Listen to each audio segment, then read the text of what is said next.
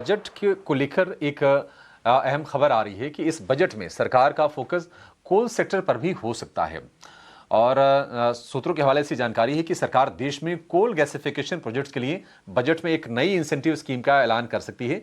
पूरी खबर क्या है, डिटेल के लिए चलेंगे अपने सहयोगी प्रकाश प्रियदर्शी के पास। प्रकाश, क्या जानकारी है आपके पास?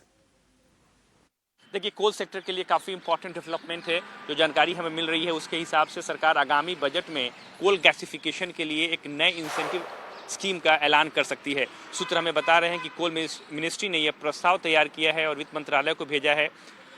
दरअसल मंत्रालय एक न्यू इंसेंटिव स्कीम पर काफ़ी समय से काम कर रही थी। सूत्र हमें बता रहे हैं कि करीब 50,000 करोड़ रुपए का एक न्यू इंसेंटिव स्कीम तैयार किया गया है कोल गैसिफिकेशन प्रोजेक्ट्स को बढ़ावा देने के लिए। जैसा कि आपको पता है कि ईटी नाउ स्वदेश ने पहले इसकी जानकारी 10 नवंबर 2025 को दी थी, जब इस प्रस्ताव की शुरुआत की गई थी, इसकी चर्चा की गई थी। और अब हमें सूत्रों के हवाले से जानकारी मिल रही है कि बजट रिकमेंडेशन के तौर पे कोल मंत्रालय ने ये प्रस्ताव वित्त मंत्रालय को भेजा है और उम्मीद ये की जा रही है कि आगामी बजट में इसकी घोषणा की जा सकती है।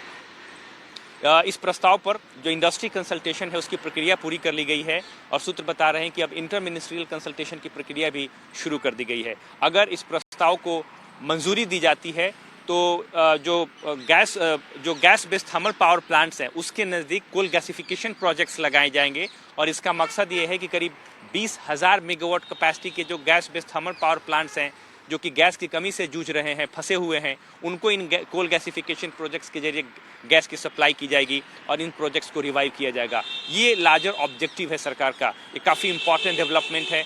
आपको पता है कि कोल मिनिस्ट्री ऑलरेडी एक करीब 8500 करोड़ रुपए की एक कोल गैसिफिकेशन इंसेंटिव स्कीम चला रही है, जिसके जरिए टारगेट ये है कि 2030 तक 100 मिलियन टन कोल को गैसिफाई किया जाए। लेकिन अब एक नया प्रस्ताव तैयार किया गया है कोल मिनिस्ट्री की तरफ से और मकसद ये है कि ज़्यादा से ज़्यादा कोल को गैसिफाई किया जाए, ज़्यादा इंसेंटिव्स देकर कंपनीज़ को। उम्मीद ये की जा रही है कि आने वाले दिनों में जो भी कंपनीज़ कोल गैसिफिकेशन प्रोजेक्ट्स लगाना चाहती हैं उनकी तरफ से सरकार को ज़्यादा इंसेंटिव्स का फ़ायदा दिया जाएगा। ठीक है प्रकाश, बहुत शुक्रिया आपका। तो कोल गैसिफिकेशन सरकार की काफ़ी महत्वाकांक्षी स्कीम हो सकती है और इसमें होता यह है कि कोयले को गैस में कन्वर्ट करते हैं। Limited oxygen, high temperature, pressure देखिए, और उसको सिंथेटिक गैस भी कहते हैं। जो गैस इससे निकलती है और बाकी इंडस्ट्रियल यूजेस के लिए उसका इस्तेमाल किया जाएगा। अब इस प्रस्ताव पर कई महीने से काम हो रहा है, देखते हैं कि बजट में इसको लेकर क्या ऐलान होते हैं। लेकिन राजेश जी, आपसे एक बार व्यू जानना चाहेंगे कोल इंडिया को लेकर। कोल इंडिया चला, हमने देखा कि ये जब खबरें आ रही थी कि सरकार की तैयारी है कि अपनी जो सब्सिडरीज उनको लिस्ट कराया जाए। भारत कुकिंग कोल लिमिटेड का आईपीओ खुला भी हुआ है, अच्छा रिस्पांस मिल रहा है। शेयर क्या यहाँ से आपको ऊपर जाता हुआ दिख रहा है राजेश जी? थोड़ा रेगुलेटरी सेक्टर है, सरकार का इंटरवेंशन होता है, कई सारे एक्सटर्नल फैक्टर्स काम करते हैं।